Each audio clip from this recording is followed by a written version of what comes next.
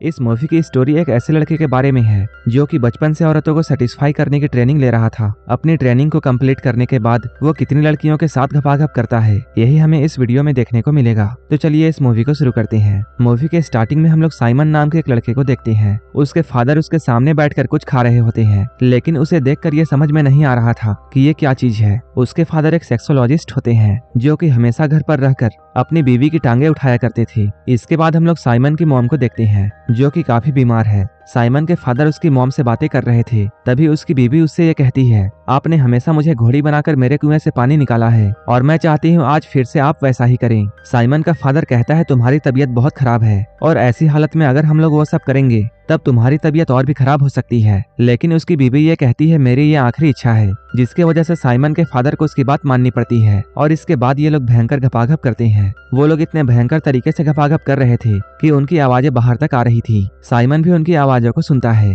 और वो दरवाजे से उन्हें देखने लगता है। साइमन का फादर अपनी बीवी को ऐसा पेलता है कि उसके पानी के साथ साथ आत्मा भी निकल जाती है। अब साइमन की मॉम की डेथ हो चुकी थी। इसके बाद उसका फादर बाहर आता है और वो साइमन को उसकी मॉम के पास लेकर जाता है। यहाँ वो अपने बेटे को कामा सूत्र की बहुत सारी बुक्स दिखाता है और वो कहता है, अब मैं तुम्हें औरतों को सेटिस्फाई करने की ट्रेनिंग दूंगा, कल सुबह से ही तुम्हारी ट्रेनिंग शुरू होगी। साइमन का फादर उसे सारी टेक्निक्स सिखाता है, यहाँ तक कि वो उसके औजार को बड़ा करने की तरकीब भी बताता है। साइमन ने बहुत सालों की ट्रेनिंग की थी और अब साइमन बड़ा हो चुका था। तभी उसके पिता यहाँ आकर उसे ये समझाते हैं, अगर किसी का पहला घपाघप अच्छा नहीं जाता है तब उसकी पूरी जिंदगी बर्बाद हो जाती है। इसलिए उसका फादर उसे किसी के साथ भी इंटीमेट होने की परमिशन नहीं देता था। लेकिन साइमन कंट्रोल नहीं कर पा रहा था, इसलिए एक दिन वो अपनी नौकरानी को ही पकड़ लेता है। लेकिन तभी साइमन का फादर यहाँ आ जाता है और वो कहते हैं, जब तक मैं ना कहूँ तब तक तुम ये सब नहीं करोगी। ये सुनकर साइमन काफी उदास हो जाता है। कुछ दिनों के बाद सू नाम की एक लड़की साइमन के घर में रहने के लिए आती है। उसके फादर साइमन को ये बताते हैं, सू उनकी दोस्त की बेटी है, उनके घर में काफी प्रॉब्लम्स चल रही हैं, इसलिए सू कुछ दिन यहीं पर रहेगी। सू जब यहाँ आ रही होती है तभी साइमन उसके संतरों को देखता है और वो उसकी तरफ अट्रैक्ट हो जाता है। अब साइमन सू को छुप छुप कर देखता था, लेकिन तभी साइमन के फादर फिर से आ जाते हैं और वो उसे ऐसा ना करने की वार्निंग देते हैं। लेकिन साइमन तो एक नंबर का ठरकी था। एक दिन जब सू उसके कमरे में आकर कुछ पढ़ रही होती है, तभी साइमन अपने छोटे चेतन को पकड़कर अपनी हाथ की शक्ति दिखाने लगता है। रगड़ रगड़ कर साइमन अपने छोटे चेतन को अनाकोंडा बना देता है और ठंडे फर्श पर गर्मा गर्म क्रीम गिराता है। सू जब यहाँ से गुजर रही होती है तभी सू का पैर साइमन के क्रीम पर आ जाता है और वो फिसलकर गिर जाती है। साइमन भी इस मौके का फायदा उठाता है और वो जल्दी से उसे उठाने के लिए जाता है। सू जल्दी से यहाँ से उठकर शर्माकर भाग जाती है। अब साइमन सू को याद करके हाथ गाड़ी चलाता है। एक बार वो सू को चुपके से नहाते हुए देखता है। वो देखता है सू भी अपने हाथों से अपने आप को प्लेजर दे रही है। तभी साइमन सोचता है, हम दोनों को एक दूसरे की जरूरत है, इसलिए अब हम दोनों को मिलने से कोई भी नहीं रोक सकता है। इसके बाद वो बाथरूम के अंदर चला जाता है। सू भी उसे यहाँ देखती है। इसके बाद ये लोग यहीं पर अपनी पेलन क्रिया शुरू कर देते हैं और ये लोग अब रोज काफी बार घपाघप किया करते थे। अब साइमन को उससे प्यार हो चुका था। एक बार जब साइमन सोकर उठता है तभी उसे सू का लेटर मिलता है। वो उस लेटर में ये लिखती है, मैं एक प्रोस्टिट्यूट हूँ और तुम्हारे फादर ने मुझे तुम्हारे साथ रहने के लिए पैसे दिए थे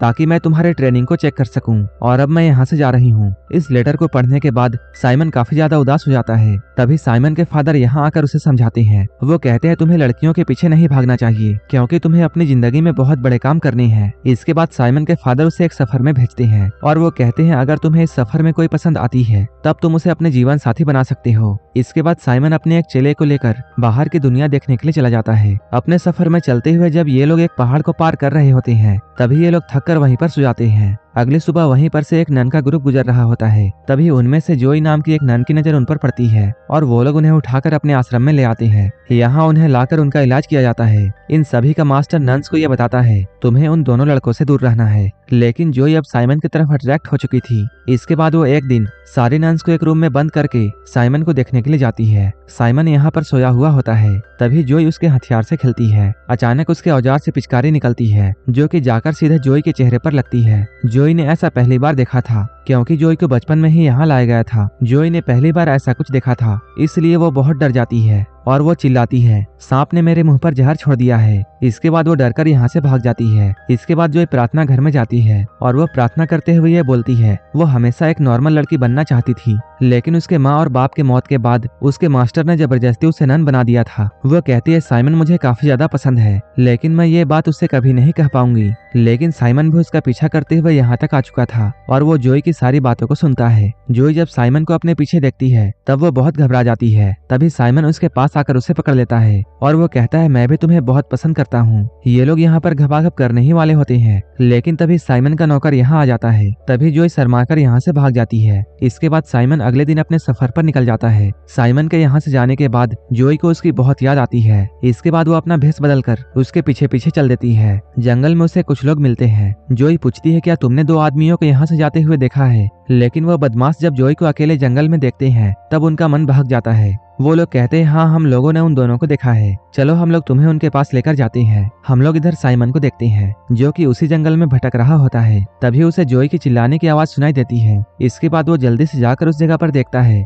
जहाँ से चिल्लाने की आवाज आ रही थी। तभी वो यहाँ जोई को पाता है जिसके साथ 3 बदमाश जबरदस्ती कर रहे होते हैं। यहाँ आकर साइमन इन तीनों को मारता है। इसके बाद जोई साइमन के गले लग जाती है और वो उससे कहती है मैं तुमसे बहुत प्यार करती हूँ। साइमन कहता है मैं भी तुमसे बहुत प्यार करता हूँ। इसके बाद ये लोग यहीं पर इंटीमेट होते हैं। कुछ दिनों के बाद साइमन को ये खबर मिलती है कि उसके पिता की तबीयत बहुत खराब है, इसलिए वो जोई को लेकर अपने पिता से मिलने के लिए जाता है। वो अपने पिता के पास जाकर ये बताता है जोई एक बड़े खानदान से है और हम लोग जल्द ही शादी करने वाले हैं। उसके फादर उसकी बातों को मान लेते हैं। इसके बाद इन दोनों की शादी होती है। आज इन दोनों का सुहागरात होता है। तभी साइमन का फादर उसके पास आकर उसे घोड़े की पावर वाली दवाई देता है। उस दवाई को खाने के बाद साइमन का छोटा चेतन अनाकोंडा बन जाता है। इसके बाद ये दोनों सुबह तक पेलन क्रिया में लगे रहते हैं। साइमन के फादर की मौत हो जाती है और सारी जिम्मेदारी अब साइमन पर आ चुकी थी। साइमन एक बार अपने नौकर के साथ अपने दोस्त के घर में गया होता है। तभी नौकरानी यहाँ उनके पीने के लिए कुछ लेकर आती है। उस नौकरानी को देखकर राजा उसकी तरफ अट्रैक्ट हो जाता है। तभी राजा की बीवी यहाँ आती है और वो उस नौकरानी को एक जोरदार थप्पड़ मारती है, क्योंकि उस नौकरानी की वजह से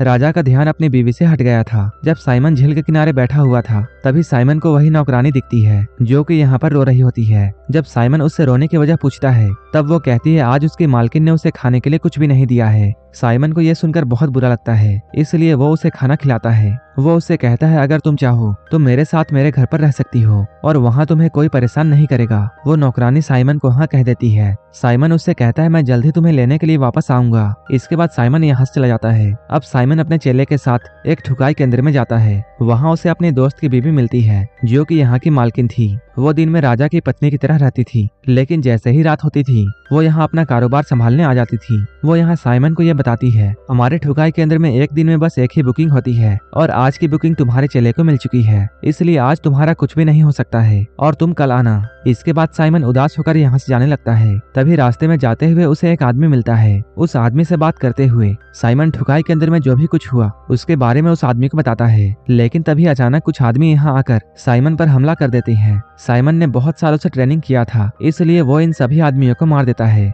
लेकिन तभी एक आदमी दूर से साइमन को बेहोशी वाला तीर मार देता है, जिसकी वजह से साइमन यहीं पर बेहोश हो जाता है। ये लोग साइमन को पकड़कर एक औरत के पास लेकर जाते हैं। वो औरत अपने चेलों से ये कहती है तुम लोग साइमन का हथियार काट दो। साइमन कहता है तुम ऐसा मत करो, क्योंकि मैंने अपने हथियार से बहुत औरतों को संतुष्ट किया है। वो औरत कहती है अगर ऐसी बात है तो चलो एक शर्त लगाते हैं, अगर तुमने मुझे सेटिस्फाई कर दिया तब मैं तुम्हें जाने दूंगी, और अगर तुम ऐसा नहीं कर पाए तब तुम्हारे औजार को काट दिया जाएगा। साइमन अपनी पूरी जान लगाकर घपाघप करता है। साइमन के पेलन क्रिया को देखकर वो औरत बहुत खुश होती है। इसके बाद वो औरत अपना मास्क उतारती है। तब साइमन ये देखता है ये औरत कोई और नहीं बल्कि उसके दोस्त की वाइफ है। ये लोग यहाँ पर बहुत खुश थे। इन सब के बीच में साइमन उस नौकरानी को भूल चुका था जिसे ले जाने का वादा उसने किया था। इसके बाद अगली सुबह साइमन अपने दोस्त की बीवी के पास जाता है और वो उससे कहता है मैं आपकी एक नौकरानी को अपने साथ ले जाना चाहता हूँ। वो औरत साइमन से कहती है मैंने उस नौकरानी को पहले ही किसी को बेच दिया है, इसलिए वो तुम्हें नहीं मिल सकती है। ये बात जानकर साइमन बहुत उदास होता है और वो अपने घर पर आ जाता है। वो जैसे ही अपने घर में पहुंचता है तभी उसे जोई की आवाजें सुनाई देती है जो कि किसी के साथ घपाघप करने में बिजी थी। वो जब झांक कर देखता है तब वो पाता है जोई किसी लड़की के साथ इंटीमेट हो रही है। साइमन सोचता है उसने काफी दिनों से अपनी बीवी के साथ घपाघप नहीं किया है, जिसकी वजह से उसकी बीवी किसी लड़की के साथ इंटीमेट हो रही है। इसके बाद साइमन अंदर जाकर उन दोनों को ज्वाइन करता है और ये तीनों मिलकर खूब एंजॉय करते हैं। इसके कुछ दिन बाद जब साइमन मार्केट जाता है तब वहाँ उसे वही नौकरानी मिलती है, लेकिन वो उसे अच्छे से पहचान नहीं पाता है क्योंकि आज वो अलग कपड़ों में बहुत ब्यूटीफुल लग रही थी। साइमन उसे देखकर उसकी तरफ और भी अट्रैक्ट हो जाता है। तभी यहाँ पर उस नौकरानी का पति आता है। तब साइमन को यह पता चलता है ये तो एक शादीशुदा औरत है। साइमन उदास होकर अपने घर में आता है और इन सारी बातों को अपनी एक नौकरानी को बताता है। वो नौकरानी कहती है मेरी भी एक बेटी है जो कि देखने में काफी खूबसूरत है, अगर आप कहेंगे तब मैं उसे तैयार कर ले आऊंगी। साइमन ये बात सुनकर जल्दी से हाँ कहता है। वो नौकरानी जब अपनी बेटी को बुलाती है तब साइमन देखता है वही नौकरानी है जिसे साइमन बहुत पसंद करता है। उस नौकरानी को अपने सामने देखकर साइमन इतना ज्यादा एक्साइटेड हो जाता है कि वो उसके माँ के सामने ही उसके साथ गपागप कार्यक्रम शुरू कर देता है। जब ये लोग ये सब कर रहे होते हैं तभी वो नौकरानी कहती है उसका पति उसका घर में वेट कर रहा होगा, अगर वो घर लेट से पहुंचेगी तब उसका पति शक करेगा, इसलिए अभी मुझे जाना होगा, तुम रात में मुझसे मिलने के लिए आना जब मेरा पति सो रहा होगा। इसके बाद साइमन रात में उससे मिलने के लिए जाता है और वो नौकरानी अपने सोए हुए पति के सामने ही साइमन के साथ काम क्रिया शुरू कर देती है। अब वो नौकरानी अपने पति को रास्ते से हटाना चाहती थी, इसलिए वो अपने पति को जहरीला खाना खिलाती है। उस खाने को खाने के बाद उसका पति मर जाता है और अब साइमन को रोकने वाला कोई नहीं था। इसके बाद साइमन उस नौकरानी से शादी कर लेता है। अब साइमन के पास 2 बीबियां थी और वो इन दोनों के साथ बड़े मजे से गपागप किया करता था। वो दोनों पत्नियों के साथ किस तरह कामासूत्र की ट्रेनिंग को आगे बढ़ाता है ये हम इसके दूसरे पार्ट में देखेंगे। अगर आपको ये मूवी अच्छी लगी हो तब एक लाइक जरूर कर देना और ऐसे ही वीडियोस के लिए मेरे चैनल को जरूर सब्सक्राइब कर लेना। तो मिलते हैं हमारे नेक्स्ट वीडियो में।